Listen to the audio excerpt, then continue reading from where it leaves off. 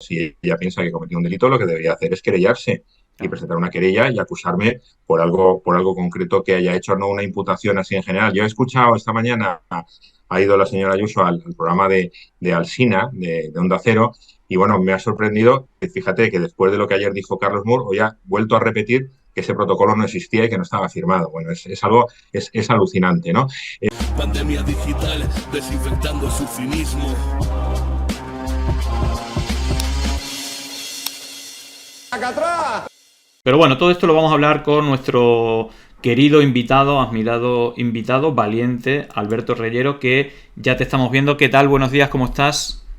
Hola, buenos días, Julián. Encantado de estar aquí de nuevo. Bueno, el gusto es mío y bueno, ayer es verdad que con mucho ruido, ¿no? Porque ha habido un montón de cosas durante la semana, bueno, casos de corrupción, como parece que no dejan de terminar en este país, todo el asunto de la moción de censura y quizás este asunto que ya la última vez que estuvimos hablando, pues ha tenido una deriva que, bueno, incluso ha sido una arma arrojadiza política, se ha mentido sobre ello, ha habido pues manipulación mediática sobre el asunto y yo también añadiría que unas víctimas silenciadas que son las que tienen que dar voz. Incluso hemos visto en su momento a Osorio avalando, hablando por las víctimas, diciendo que las víctimas no querían saber la verdad, que lo que ya habían pasado el duelo, etcétera. En fin, se abre, no sé si una oportunidad de hacer justicia. Ayer se celebraba, no sé si, creo que era la primera jornada del juicio, no sé los tiempos que va a haber, pero sí sabemos que ayer pudiste declarar, bueno, realmente este juicio, ¿qué posibilidades o qué son las cosas que se están viendo, hasta dónde podría llegar? ¿Cuál es el ambiente que tú viviste ayer y cuáles son las pretensiones tus esperanzas sobre lo que pueda suceder con este juicio? Bueno, lo que ocurrió ayer son unas diligencias dentro de la instrucción de una querella que han presentado tres familiares de una residencia del distrito de Vallecas, en Madrid, bueno, pues referido, bueno, ahí creo que hay acusaciones de homicidio, de denegación de auxilio, etcétera. O sea, por lo tanto, también hay que entender que la querella es por un caso concreto, que es el que se va a mirar, ¿no? Es decir, oye, cómo se actuó, porque es cierto que se han presentado muchísimas querellas, la mayoría de ellas han sido archivadas. Yo creo que esta ha sido la única que hasta ahora ha prosperado y, de hecho, bueno, pues ayer se produjo algo que ha sido inédito. Después de 3 años, pues comparecieron en calidad de testigos, que es importante también decirlo, dos personas, en este caso Carlos Moore y yo, como altos cargos durante la pandemia para declarar como testigos. Vamos a ver cómo prospera. Yo creo que yo lo definiría como que hay un atisbo de esperanza, pero creo que tampoco habría que pensar que esto significa que se vaya a llegar más allá. Vamos a ver, bueno, pues qué decisiones toma el juez, porque hay limitaciones. Has puesto, bueno, pues la noticia de lo que dijo Carlos Moore y, bueno, pues diciendo que lo conocía el consejero de Sanidad. Aquí ya entramos en el terreno de los aforamientos, ¿no? Y bueno, pues si se quisiera llamar a declarar como testigo o como imputado a alguien ya, bueno, pues está ahora mismo ejerciendo o que es diputado en la Asamblea o es senador, etcétera, pues habría que el juez tendría que inhibirse y pasarlo a un tribunal de superior categoría, ¿no? Y eso es una dificultad y siempre alarga todo este tipo de cuestiones, ¿no? Pero para mí yo creo que sobre todo para las familias también es un atisbo de esperanza, pero creo que también hay que frenar las expectativas porque bueno, veremos a ver cómo evoluciona este proceso en concreto. Pero se dio una circunstancia inédita hasta ahora y creo que eso es positivo, que al final se vaya a declarar delante de un juez y que te pregunte acerca de lo que ocurrió durante esos días. Claro, además con un asunto tan relevante, tan importante y donde por desgracia fallecieron, bueno, miles de personas. Evidentemente ha habido una pandemia que ha afectado no solamente a España, sino al resto del mundo, pero precisamente la actuación o la gestión ha podido o parecería que ha impedido por lo menos que se le dé ese trato digno a las personas que en cualquier caso merecen una hospitalización, unos cuidados médicos que por este protocolo pues prácticamente se le negaban. Y aquí han trascendido dos declaraciones. Una, precisamente, estábamos hablando de la declaración del señor Carlos Moore, que al final la firma, la que queda, el que todo apunta, pero evidentemente todo el mundo sabe cómo funciona la política. No solamente dijo que conocía su superior, que es el consejero de Sanidad, Enrique Ruiz Escudero, sino que contaba con el visto bueno, que es, digamos, un paso más allá. Y en la declaración también ha trascendido que, digamos, que diste, pues hablabas de, digamos, que denunciaste que ese protocolo, digamos, que te oponías, ¿no? Se ha trascendido que te pusiste a la orden de no derivar ancianos de residencias a hospitales. Bueno, de todo esto ha trascendido también es decir, todo esto es visto en prensa, pero hay titulares que habla de que Ayuso le desea a su exconsejero Reyero que sea imputado tras confirmar el protocolo de la vergüenza. Así habla del titular, y yo decía aquí que al final los pájaros tirándose a la escopeta, el mundo al revés, principio de transposición. Bueno, ¿qué te parece esta opinión de la señora Ayuso? Que no termino de entenderlo. ¿Qué acusación te puede hacer si tú, en este caso como testigo del caso, afirmas lo que ocurrió, la verdad? Y parece que no gusta, ¿no? O se trata de atacar, no sé si también mediáticamente. ¿Cuál es tu parecer de la actitud de Ayuso, no solamente con la gestión y la posgestión, sino incluso atacando, como ya hizo incluso con familiares de las víctimas, a ti por declarar lo que realmente pasó? Bueno, pues yo le daría la importancia que tiene.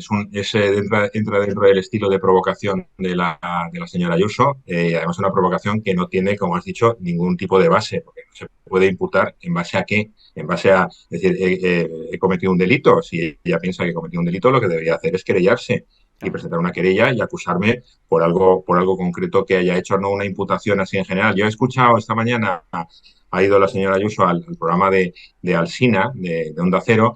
Y bueno, me ha sorprendido, fíjate que después de lo que ayer dijo Carlos Moore, hoy ha vuelto a repetir que ese protocolo no existía y que no estaba firmado. Bueno, es algo, es alucinante, ¿no?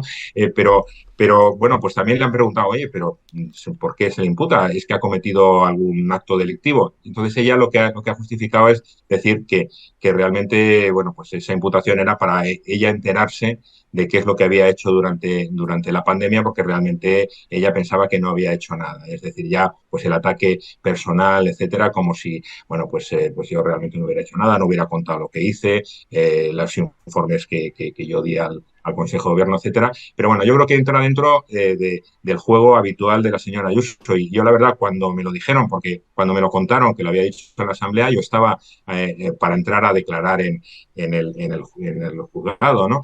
Y la primera imagen que se me vino a la cabeza fue, fíjate, la reina de corazones de Alicia en el País de las Maravillas, esta que decía, no, a todos, a cortarle la cabeza, ¿no? Es como decir, bueno, es que en el fondo ni entiende lo que es una imputación. Yo creo que bueno, pues está acostumbrada a hacer lo que le da la gana.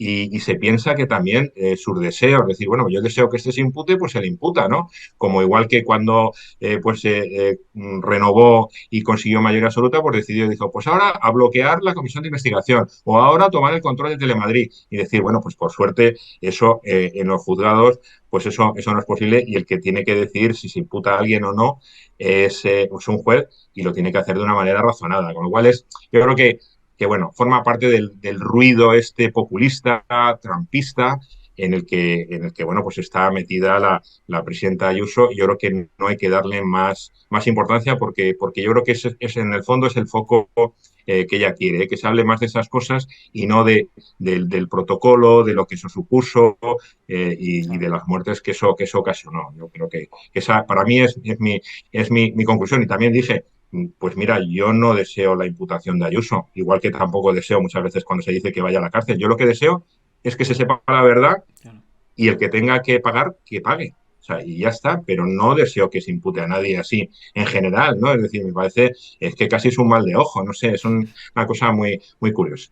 Sí, aparte es lo mínimo, ¿no? Yo creo que el mínimo, más allá de la justicia, la reparación que se haga también con las víctimas, evidentemente hay algo que no se va a poder reparar, que son todas las muertes que hubo, pero creo que es lo mínimo y va un poco en la línea de Osorio. Es decir, ya que has cometido, es decir, habéis hecho lo que habéis hecho, qué mínimo de tener un poco de dignidad y que se sepa la verdad, ¿no? Que es una de las exigencias de los familiares, pero ya también se les ha acusado también o han ido contra los familiares de las víctimas, que una vez más, lo hemos visto también con los afectados del metro, etcétera, se le culpan a las víctimas intentándolos convertir en victimarios, algo terrible. Estabas comentando el asunto de los aforamientos, precisamente. Es algo terrible, ¿no? Porque, es decir, siempre nos quedará la justicia, podemos decir, pero claro, también, por lo menos en las altas instancias, quizás seguramente no pueden controlar toda la justicia, pero estamos viendo también cómo ha habido, bueno, una especie de bloqueo. Ahora también está habiendo movimientos dentro del Consejo General del Poder Judicial, que lo queramos o no, está politizado, y al final tiene que haber unos consensos, en este caso, para que se pueda habilitar entre el PP y el PSOE, que históricamente, bueno, pues yo creo que son dos partidos que son los que más casos de corrupción han tenido, pero que también han tenido, creo que la protección con esto de los aforamientos y de elegir a ciertos jueces que creo que dificultan, ¿no? Sobre todo cuando se habla de corrupción o mala gestión dentro de la política. Pero hay otra pata que creo que es muy importante. Precisamente esta semana conocíamos cómo el juez más que le daba la razón, no condenaba a Ana Rosa por decir explícitamente que Pablo Iglesias era el responsable de las residencias de mayores. Más o menos, por lo que ha trascendido, el juez llega a decir que la información, más que la información, lo que Ana Rosa hace es una opinión dentro de las cosas que se han hablado, así como que le deriva o le quita culpabilidad a eso. Y al final yo creo que cuando hay un caso como esto, donde dentro de la justicia es tan complicado, pero es que luego mediáticamente se puede mentir y la justicia te da la razón, al final hay como un pozo de impotencia, ¿no? Para que la verdad salga a la luz. No sé cuál es tu opinión sobre el papel más o menos que han tenido los medios de comunicación en toda esta cuestión. Tú lo has repetido varias veces, y es inconcebible cómo en medios, quizás los que más audiencia tienen en este país, en televisiones, pues hablen directamente o sigan repitiendo que el responsable de las residencias de mayores en Madrid era Pablo Iglesias, y la impunidad que estos medios han tenido para mentir a raíz de esta sentencia. Pues Julián, ese es un tema muy espinoso, sobre todo cuando se lleva a un juzgado, ¿no? Yo creo que se ha intentado vender esta sentencia como que al final se le daba la razón a que las competencias eran de Pablo Iglesias. Así lo han repetido muchos medios y muchos trolls, etcétera. Y yo creo que tú has puesto el acento en lo que realmente dice la sentencia, ¿no? Que le dice la sentencia que considera que es una opinión de la periodista, y que, bueno, pues que se basaba en, por lo que leí del extracto de la sentencia, en algunos criterios que podían estar fundados o no, pero bueno, pues que podía haber razones para llegar a esa conclusión, que evidentemente yo no estoy en absoluto de acuerdo, ya lo he dicho mil veces, pero claro, aquí entramos en el terreno de la libertad de expresión, ¿no? Y decir, oye, pues también un periodista o cualquiera de nosotros pues puede opinar lo que considere oportuno, ¿no? Y eso, pues yo creo que todos tenemos un consenso y lo defendemos, ¿no? Ya cuando se entra en la manipulación de la verdad y demás, pues claro, y ahí entramos en un terreno que para una democracia es muy complicado de transitar, ¿no? Porque hasta dónde llega la libertad de expresión, hasta dónde llega realmente, bueno, pues el deber de informar con veracidad por parte de los medios, etcétera, pues es complicado, ¿no? Pero fíjate, yo casi ante la duda, yo siempre abogaría por la libertad de expresión. Yo creo que tiene que ser uno de los grandes valores de una democracia, ¿no?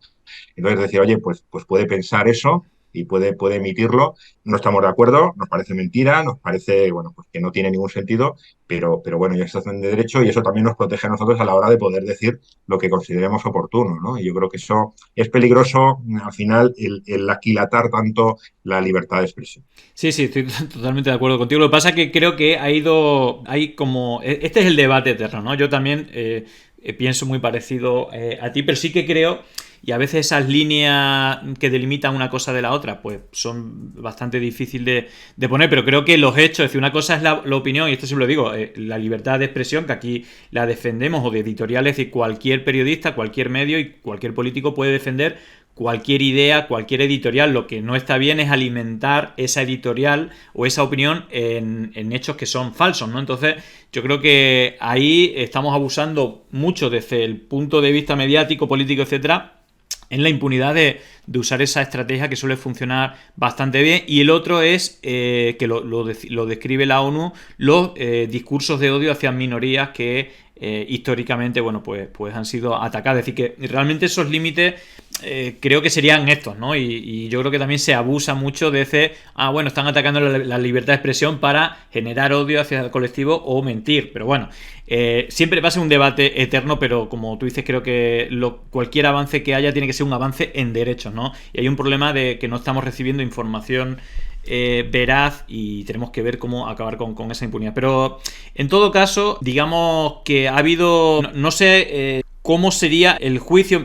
Ha trascendido la declaración tuya y la del alto directivo que firmó y que también ha hablado de que se conocía por parte del consejero ese protocolo y que dio el visto bueno, pero no sé si en este caso también va a haber voz, es decir, qué días, has comentado que es como la fase previa, ¿no? ¿Cuál va a ser el papel de los familiares? Que yo creo, igual como en los medios aquí hemos denunciado que no se le ha dado mucha voz, entiendo que si son familiares los que han denunciado van a tener un papel importante. ¿Y cuáles son las principales peticiones por parte de ellos en este juicio? Vamos a ver, yo creo se ha trascendido. Yo estuve en mi declaración, yo en la declaración de Carlos Moore no estuve, y de hecho él no hizo declaraciones, y lo que conocimos es porque lo declaró el abogado de la parte acusadora de manera de residencias, Carlos Vila.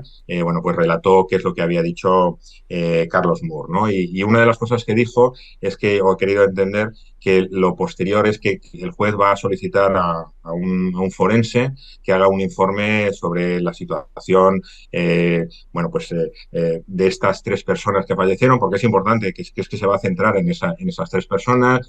Bueno, pues no sé cuántas llamadas hicieron para derivarlos al hospital, qué problemas encontraron, en qué situación clínica estaban. Creo que eso es lo inmediato que va a hacer el juez. A partir de ahí, bueno, pues decidirá el juez, el señor juez, lo que tiene que hacer, pero entiendo que sería lo lógico, bueno, pues que declararan los familiares de las personas fallecidas, que creo que es importante que se escuche su voz, y bueno, pues también se llamará a declarar a las personas que trabajan en la residencia, pues el médico, la médica, la directora, no sé si alguno de los geriatras de enlace que existían que trabajaron con ellos, pero siempre con esa dificultad que muchas veces tiene la instrucción, de no ir más allá de las personas que están aforadas, ¿no? Porque en cuanto ya se entra en otro terreno, ya el tema ya se complica, ¿no? Pero estas personas que te he comentado son las que no están aforadas y las que se podría,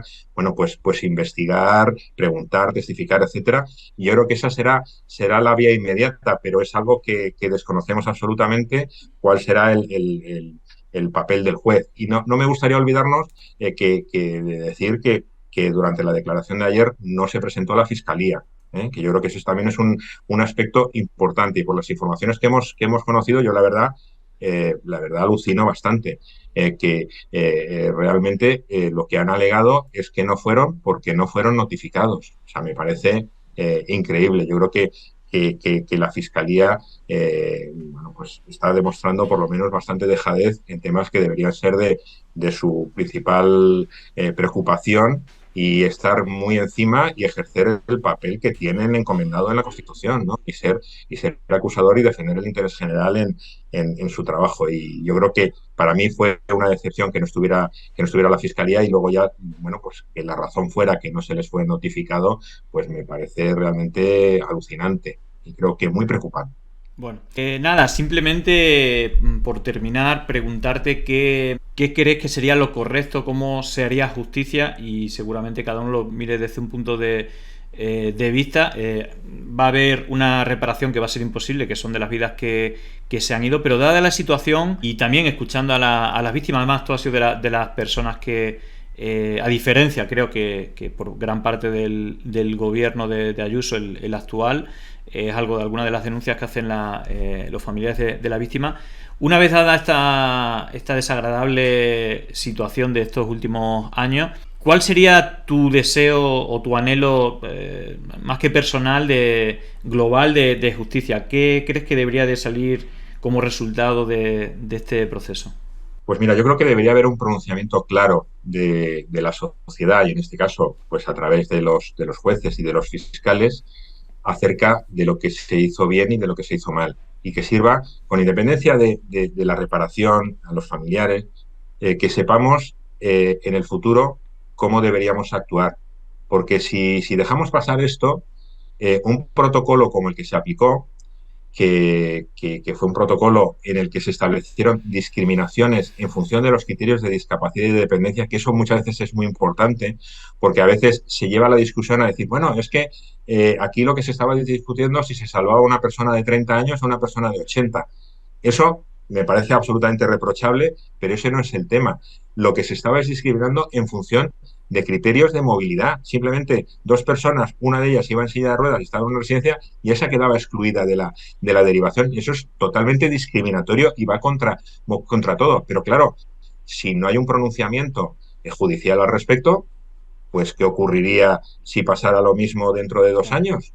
¿Podríamos aplicar lo mismo? Y son criterios que van en contra de todo tipo de ética. Yo creo que como sociedad tenemos que tener una respuesta ante eso. Y eso solo lo pueden hacer los jueces. Y ojalá pues hubiera un pronunciamiento, pues incluso de las más altas instancias. Yo creo que tendría que decir el Supremo lo que se puede y lo que no se puede, que nos quede claro a todos. Yo creo que esa sería la principal enseñanza que nos tiene que valer para el futuro, más allá de las reparaciones concretas que tiene que haber, evidentemente, con las personas afectadas, ¿no? Y luego está la parte que ya no es judicial, sino es política, ¿no? De decir, bueno, pues también debería, de alguna manera, pues pasar factura a determinadas actuaciones que en algunos casos incluso no son delictivas, pero que evidentemente provocaron bueno, pues un desastre añadido y más dolor añadido a las víctimas, y que creo que los ciudadanos también deberíamos ser conscientes de eso a la hora de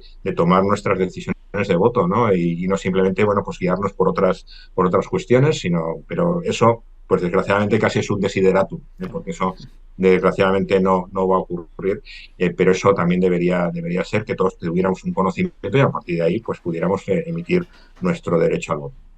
Bueno, pues lo dicho, Alberto, muchísimas gracias. Llegó el momento de no estar callado, de desmontar inventos que vienen envenenados. Es contrainfo, que no es lo mismo. Pandemia digital, desinfectando su cinismo. Gracias por la suscripción, muchísimas gracias.